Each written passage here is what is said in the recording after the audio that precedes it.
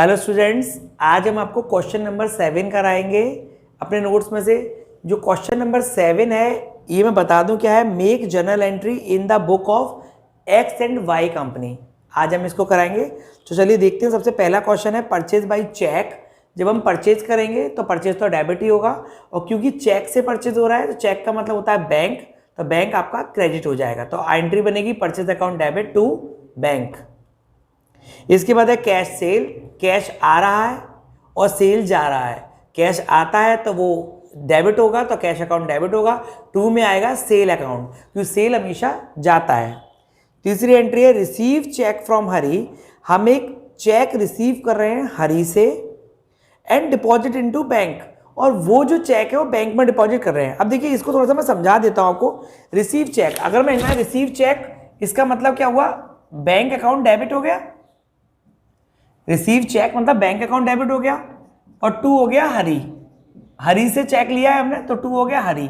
अब वो ये कह रहा है इस बैंक के चेक को ना हम डिपॉजिट करेंगे एंड डिपॉजिट इन बैंक। तो डेफिनेटली जो चेक था वो बैंक में तो डिपॉजिट हो ही गया ना, तो अब ये एंट्री कुछ और नहीं बनानी है, सिर्फ इतनी ही बन के रह जाएगी। ये बिल्कुल सही एंट्री होगी।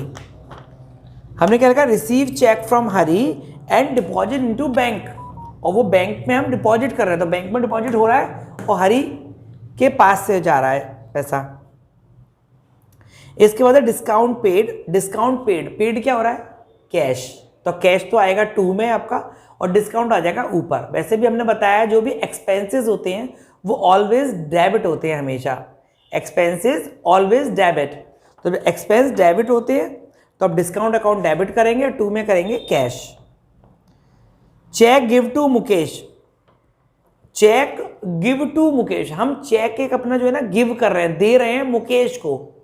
हम जो चेक है, मेरे पास एक चेक है, कंपनी के पास एक चेक है, वो मुकेश को दे रही है, तो मुकेश तो डेबिट हो जाएगा, तो मुकेश अकाउंट हो जाएगा डेबिट। अकाउंट नहीं लगेगा उसमें, मुकेश डेबिट हो जाएगा, और टू में आ जाएगा बैंक अकाउंट। इसके बाद है आपका कैश गुड्स परचेज। हम परचेज कर रहे हैं कुछ गुड्स जिसका कि हम कैश तुरंत की तुरंत देने वाले हैं, तो परचेज डेबिट होगा तो परचेज अकाउंट डेबिट हो जाएगा, टू हो जाएगा कैश अकाउंट। इसके बाद है फर्नीचर परचेज बाई चेक। अगर हम फर्नीचर परचेज कर रहे हैं तो जब भी हम परचेज करते हैं कोई ऐसी चीज जिसका नाम लिखा हो, नाम लिखने का मतलब ये है वो चीज हम अपने लिए खरीद रहे हैं तो उसका नाम लिखा जाता है। Okay, furniture account debit to bank. Cheque से हो रहा है तो फर्नीचर अकाउंट डेबिट हो जाएगा, परचेज डेबिट होता है। फर्नीचर खरीद रहे हैं तो वो भी डेबिट होगा, और टू में आएगा चेक मतलब bank, bank account. Bank charges, इसको समझ लीजिए। बैंक चार्जेस क्या होते हैं, जब भी हम किसी बैंक में जाते हैं तो उस बैंक में कुछ चार्जेस भी कटते हैं हमारे। क्या चार्जेस होते हैं भाई, जैसे एटीएम का चार्ज कट गया, आपकी चेकबुक का चार्ज कट गया, आपकी पासबुक में एंट्री का चार्ज कट गया, या पासबुक नई नई इशू होती है तो उसका भी चार्ज लगता है। तो ऐसे बहुत सारे चार्जेस होते हैं जो बैंक हमेशा लगाता है हमारे अकाउंट में। लेकिन क्या वो हमसे मांगने आता है, नहीं। क्या हम उसे जमा करने जाते हैं बैंक में, नहीं। जब ना हम जमा करें ना वो मांग रहा हमसे, तो क्या होता है, वो हमारे अकाउंट से अपने आप काट लेता है उसे। ये उसे परमिशन होती है ऑलरेडी। जब हम अपना एक फॉर्म भरते हैं जिससे हम अकाउंट खोलते हैं, उस पर ये चीज़ लिखी होती है।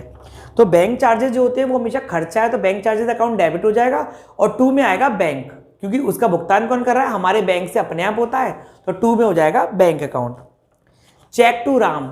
जब हम बात करें चेक टू राम की, तो हमने चेक दिया है, किसको दिया है, राम को दिया है, तो राम अकाउंट डेबिट हो जाएगा और टू हो जाएगा चेक मतलब बैंक, तो Ram account debit to bank account.